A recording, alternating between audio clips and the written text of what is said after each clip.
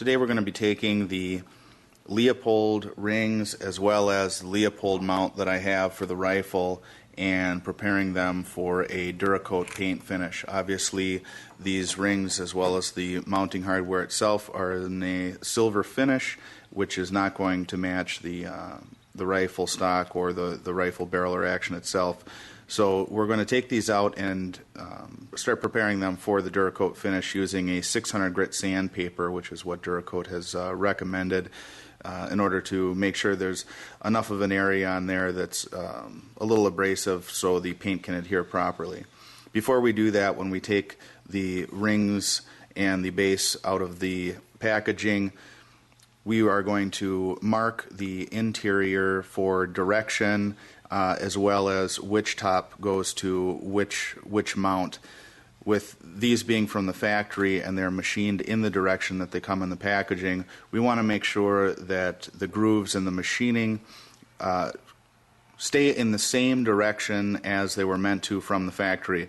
So we'll arrow off perhaps 3 arrows on one arrow on the other, top and bottom, showing not only the direction but also to make sure that the correct top stays with the correct bottom. We don't want to be switching these around, so we get a better, tighter fit for the scope itself once it's time to put that on.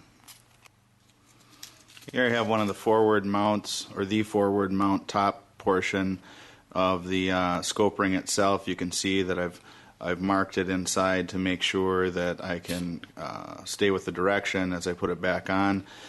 This particular scope ring here is actually somewhat pitted already, so I'm not sure right now whether it's really advantageous to actually use the sandpaper itself to make this more abrasive than it already is, but we are going to follow the instructions as we're supposed to with DuraCoat. This is my first DuraCoat finish, so I'll follow it to the letter here, and hopefully by the time it's done it turns out the way we're looking for.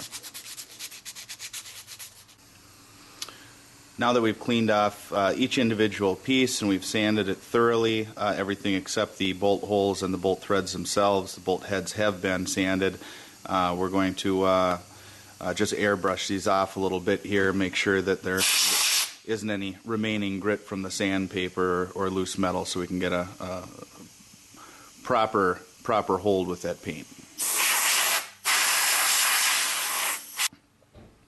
Obviously, when we're dealing with small parts like the mounting hardware and the small bolts and screws that are needed to hold on the hardware, this is for the rings themselves. We want to keep them separate from the rest of it, like the base itself. So in order to do that, what we're going to do is actually just take a toothpick,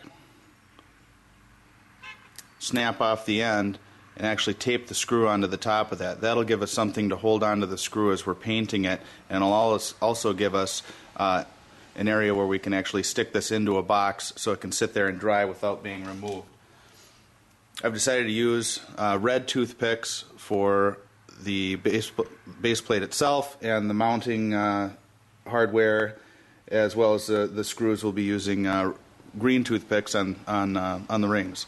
So once this thing is like this, we've got a way to hold on to it to paint all the way around, as well as with the sharp point on the edge of the toothpick. Once we have a box set up, we can simply put it into the box and leave it to dry. It can also be hung upside down, so it's not a concern for drying purposes.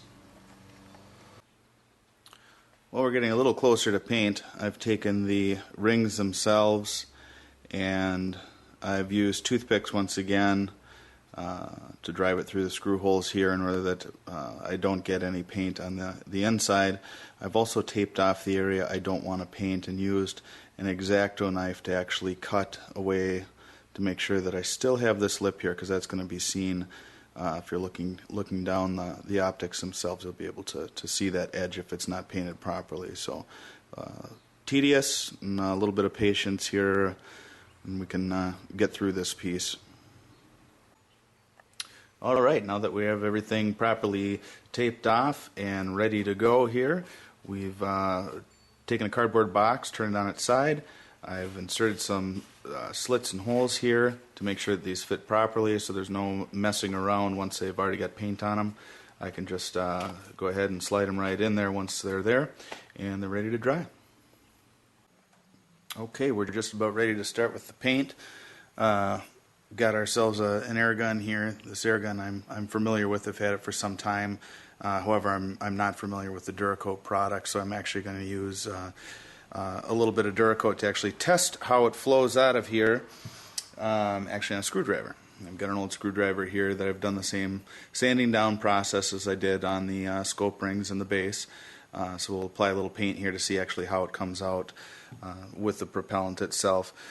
Normally I'd be using some type of compressor, but under the circumstances we're going to stick with the can of propellant just because we don't have a lot to paint here, so this shouldn't take a whole lot of time.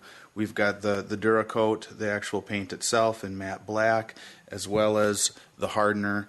The hardener and the DuraCoat mix for the paint is 12 parts paint to the 1 part hardener. So we're going to set that up, we're going to get it filled, and we're going to give it a try.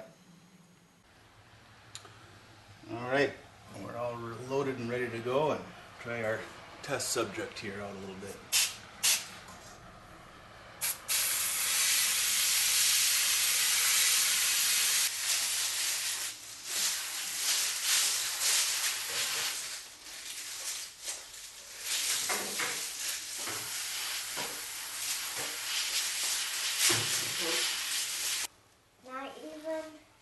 Not.